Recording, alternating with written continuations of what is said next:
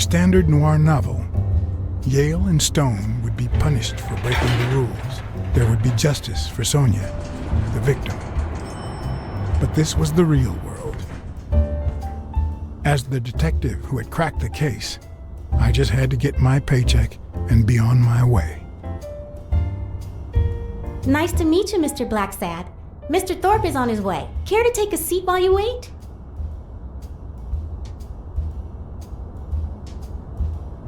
Did he tell you why he's running late? He'll be here in a minute. Please, take a seat.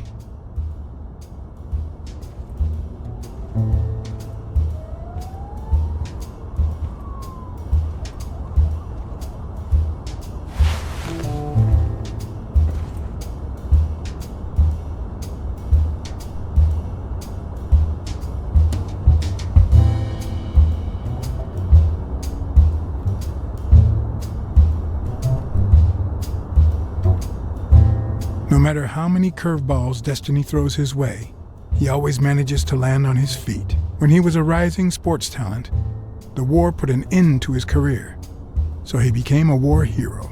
After the war, he didn't end up like Gil or like me. He became an elite athlete, a Hall of Fame football star. When an accident left him in a wheelchair, he went on to succeed in advertising.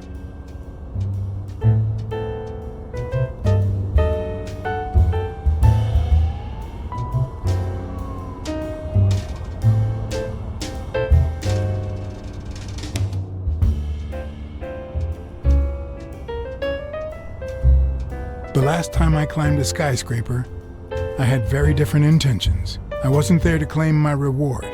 I was there to punish someone.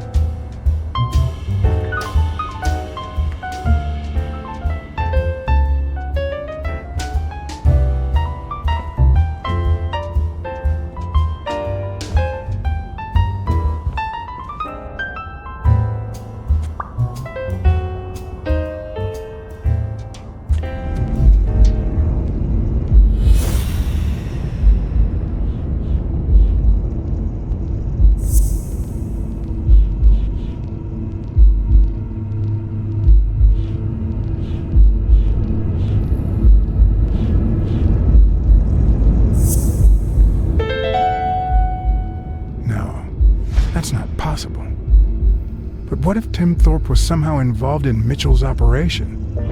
Mr. Blacksad, Mr. Thorpe is running later than expected, but he insists on meeting you, if you don't mind. Sure, as long as you help me fight off this boredom. That's not in my job description, but...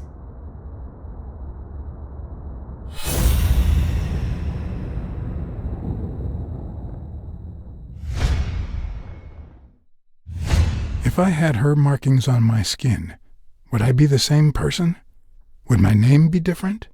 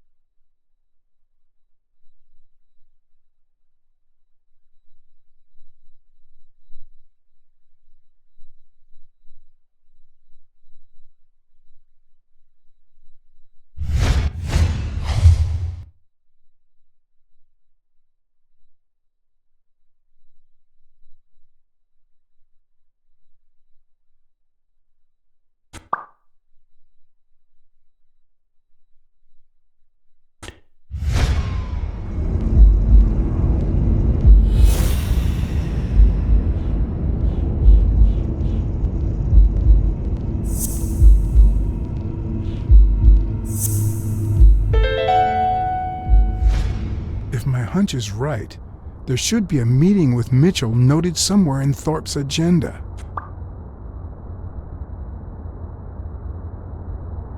Well, you see, I've got a problem. In order to figure out how much Mr. Thorpe owes me, I need to know what day I started working on the case, but I can't remember. You wouldn't have that written down, would you? It sure wasn't on my shift. I remember. Let me see.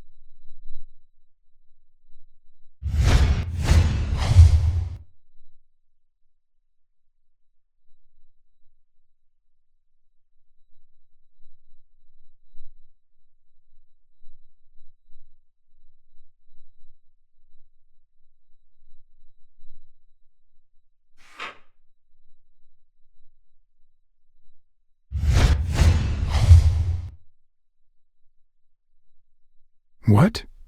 Dunn was here 2 days before he died? Why didn't Thorpe ever mention that? I'm sorry, but your name's not on here.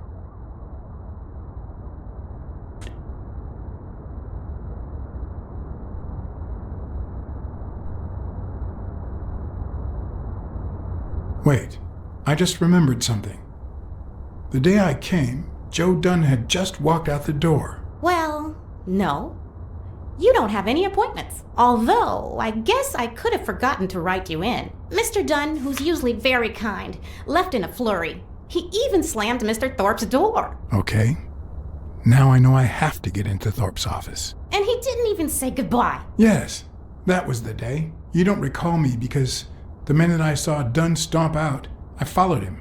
I never actually came in. Of course. That explains it. No doubt. So, since it looks like Mr. Thorpe won't be here soon, I think I'll go take a walk down the hall. Gotta stay in shape.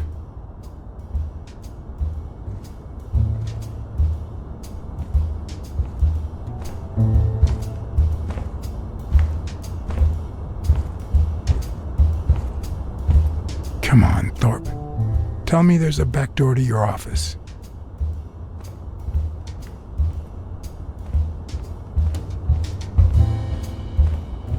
Should I play the Smirnoff trump card again?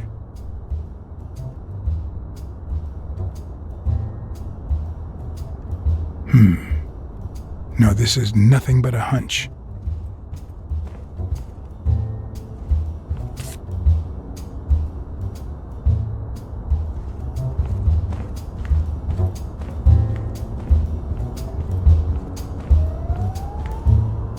If Weekly were here, I'd have to tie his hands behind his back.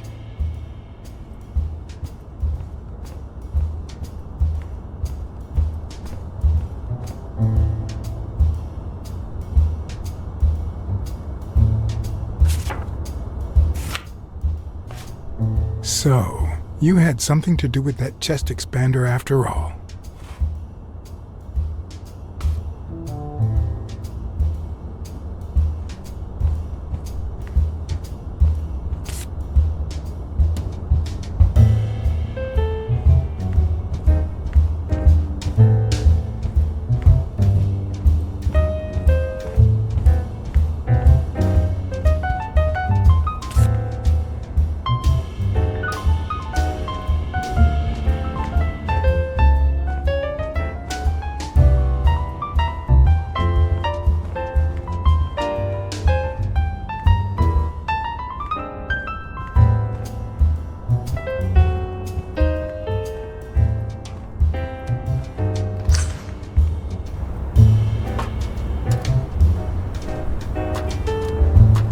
Cats aren't afraid of heights. That's why I've never felt vertigo.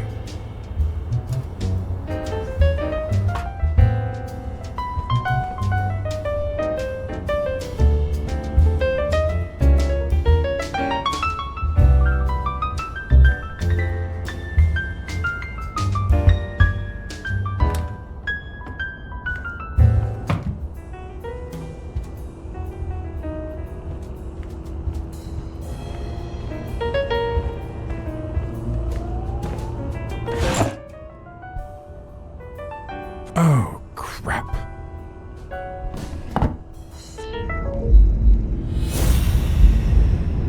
Why am I surprised? In every investigation, there comes a point where every single lead seems to go down the drain. And you have to retrace your steps to get back on the right track.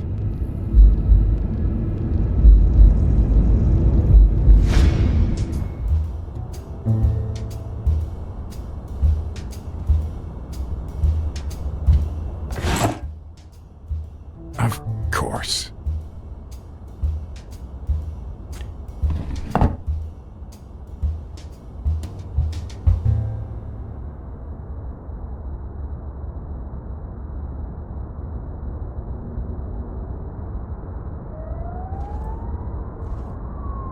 It's a bit strange to see no office chair behind a desk until you remember the desk's owner is in a wheelchair.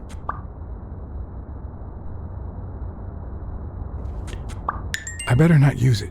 It might be connected to the switchboard at the front desk.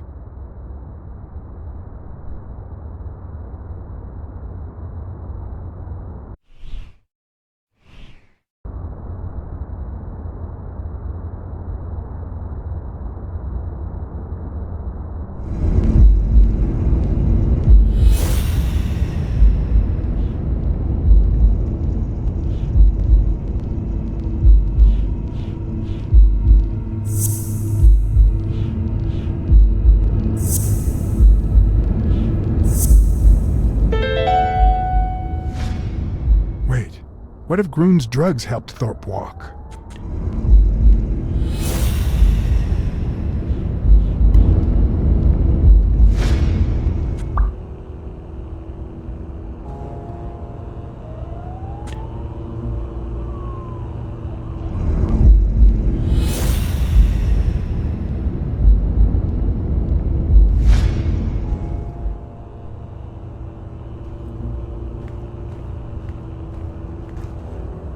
When one of the strengths, the accuracy of his throw, I earned the nickname Iron Arm.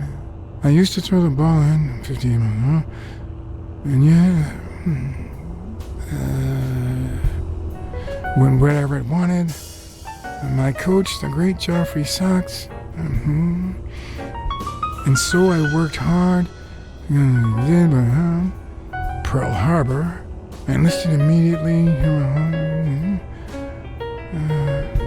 After losing a partner in combat, a serious injury, I asked to be relocated. I became a sniper. I know I shouldn't say this, but I was one of the best in the Army, and it was all thanks to my accuracy. No, it was all thanks to Jeffrey Sachs. I wonder how many Americans that man saved with my arm. After these words, Tim Thorpe is moved almost to tears and asks me to take a break. It's shocking to see how an athlete and soldier, a man whose aim and skill won him a Medal of Honor and the nickname Surgeon among his brothers in arms. That can't be. I mean, it could be a coincidence, but no.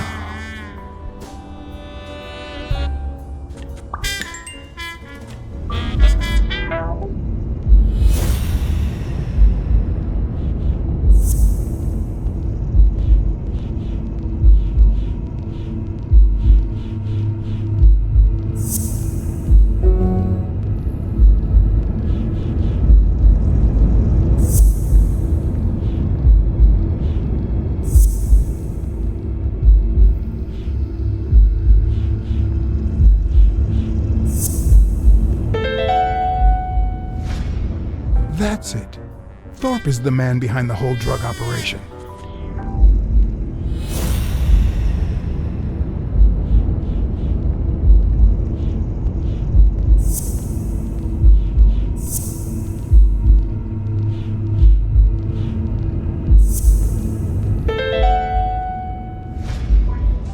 course, it wasn't Mitchell or Gil.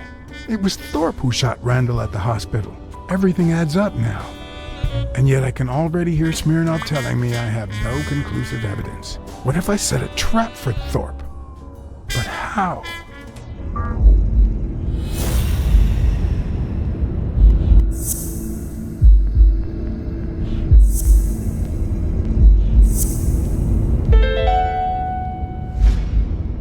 Ha!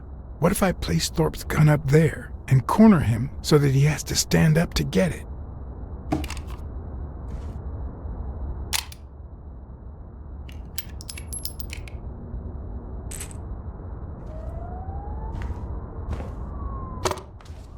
The show was about to begin. All I needed was an audience and some patience.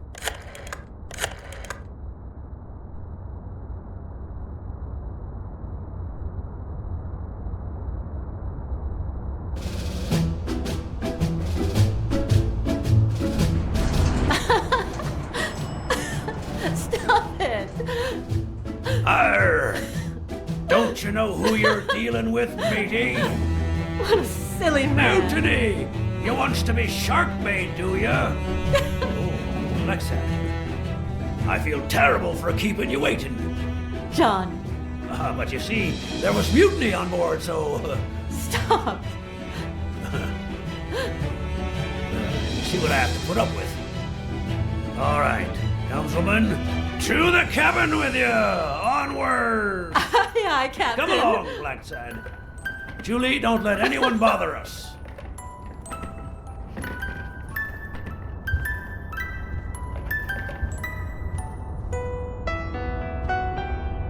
Honey, will you wait in the boardroom for me, please? But, I'll just be a minute then. I think you've already suffered enough. okay. And think about where you'd like to have dinner tonight, okay?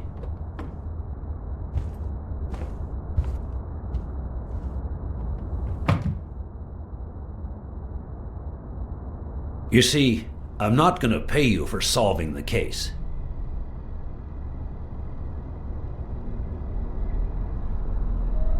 Wow.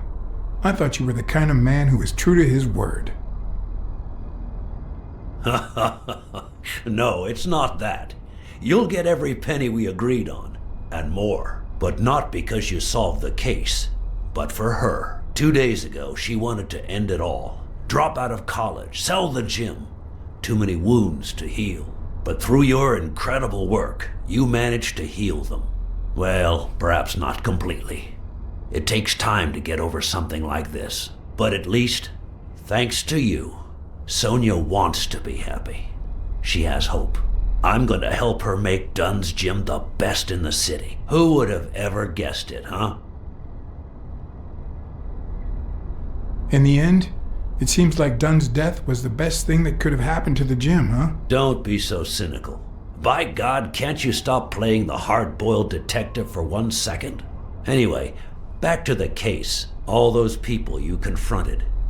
Gil, the German doctor, even Mitchell. Huh. I would have never suspected him. Did they say anything?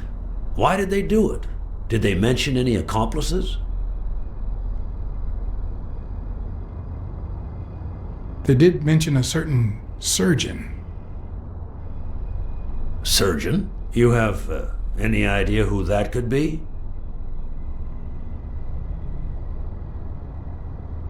A journalist told me. Ring a bell?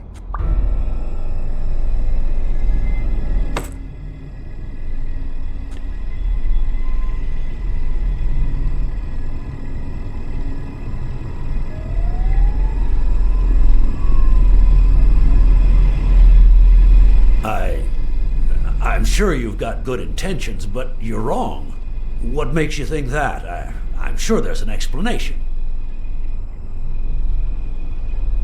I know that you are a highly skilled sniper, and I think it was you who shot Randall Lee at the hospital. Have you seen me, Blacksad? How could I possibly do that? Don't deny it. I know Mitchell gave them to you. People see a wheelchair and think, poor guy, he can't walk. But there's so much more to it than that. Some nights I can't even sleep from the pain. That doesn't explain why you didn't tell me you knew about those drugs. I hired you to solve this damn case. You think that's what a murderer would do? Only because you thought I'd blame Bobby Yale and drop the case. But as soon as I realized something wasn't right, you sent Randall Lee and Gil to give me a scare. And when all that failed, you ordered Lee to kill me. You're the type that won't open his jaws once he's got his prey, aren't you?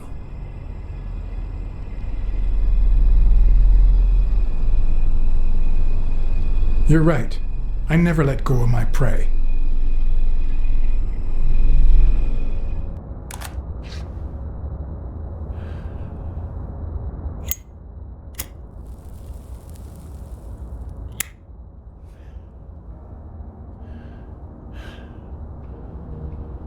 Put yourself in my place for a minute. You're a promising football player who just got back from the war, but you're still a nobody. The man you saved kindly opens his house to you, and that man is still undone by his wife's passing. He works all day at his gym, and he drinks himself to sleep at night. So you practically end up raising his daughter. You give her her very first abacus. You encourage her to further her education. You comfort her when she misses her mother and her father.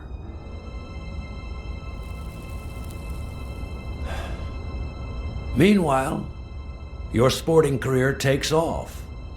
Life is good. Until one day, out of the blue, an accident cripples you. An old friend, Mitchell, tells you he knows someone who can help you. A German doctor. His drugs take some time to work, but they do wonders. You manage to walk for short bursts at a time, little by little. And those bursts keep getting longer. But the drugs aren't cheap at all. So you have to find a way to pay for them, don't you see?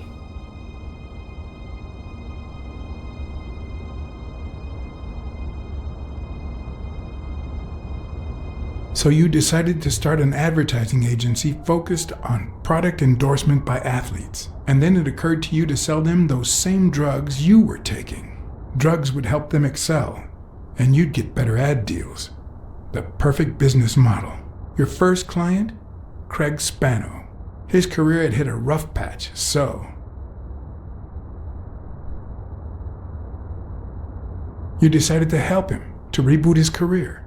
And yet, when the drug started having serious side effects, you got rid of him. Afraid he would talk, you tried to kill him. That's why he hid. From then on, your business was smooth sailing. You even began to think you were above the law. You thought that you were untouchable. Until Joe Dunn found out, and then, 2 days before his unfortunate death, he came to see you. That's enough now. You stop it.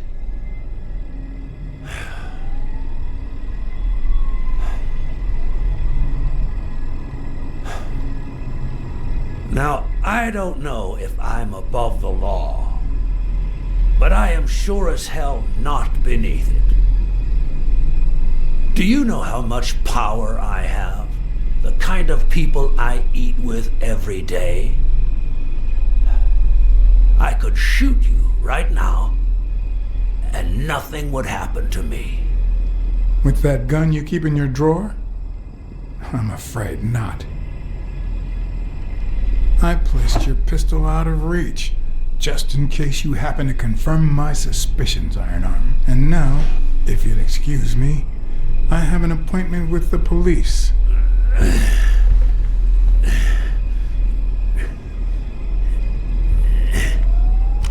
I won't let anyone wreck my life again.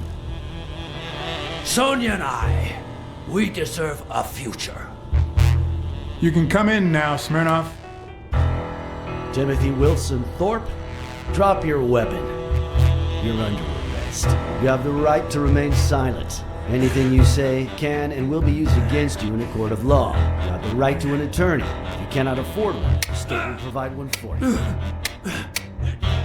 Mr. Thorpe.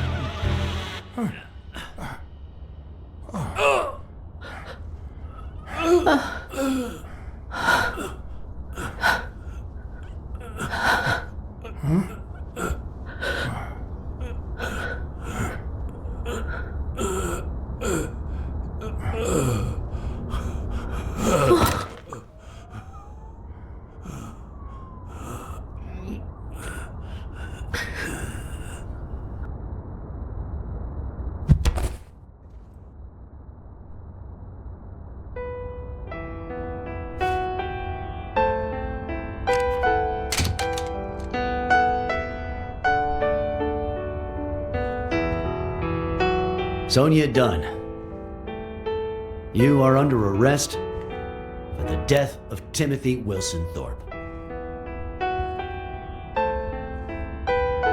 You have the right to remain silent. Anything you say can and will be used against you in a court of law. Just shut up.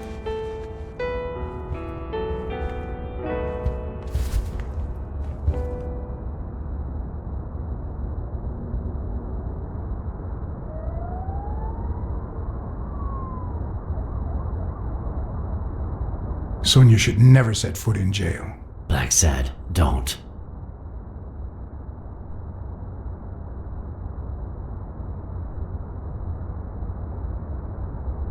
You and I have done similar deeds. You remember, right? If you're gonna arrest her, arrest me first, and then arrest yourself. No, there's no way this could work. How do we hide this? John?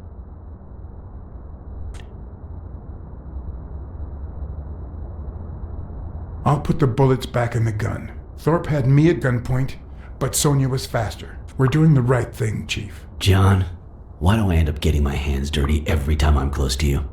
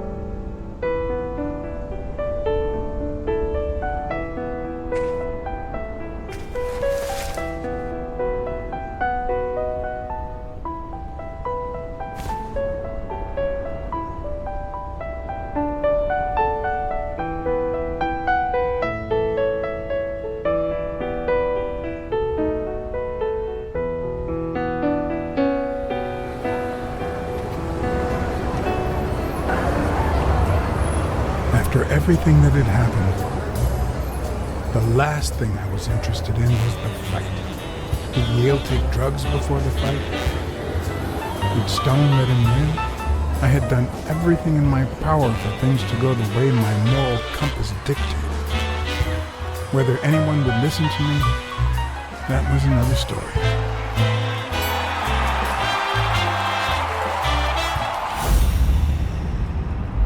Because no matter what they tell us, our actions don't always determine our future.